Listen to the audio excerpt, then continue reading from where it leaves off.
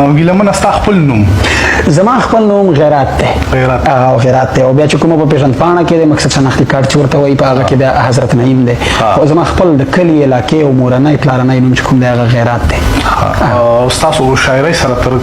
څومره وخت وشو چې تعلق دی؟ زه به ډېر ماشوم وم چې مقصد په هغه وخت کې پیر ماما د وکاندي کوچی دا زمونږ په علاقه کې به د دوی سندرې غږېدې که نه شین خالې ګل دی په وربل ټومبلی دی دا سندرې به غږېدې او زمونږ به داسې خړ د لرګو ټیپ ریکارډ ورته ویل هغه ته به مونږ کینسټ اچولې که نه په هغه وخت کې به چې دوی په یو اړخ سندره ویله ما به په دې بل اړخ سندره پسې ویله نو په هغه وخت کې د ډېر ماشوموالي نه ما ته په ځان کې دا معلومات کېده چې په ما کې دا ټیلنټ شته دا کمال شته په ما کې بیا ولسي شاعري زه که دا ووایم چې زه بیخي په ښه او بد پوهېدلی یم د دې شعر د شاعري سره مې شوق او علاقه ده خو بیا به مونږ په وزیرستان کې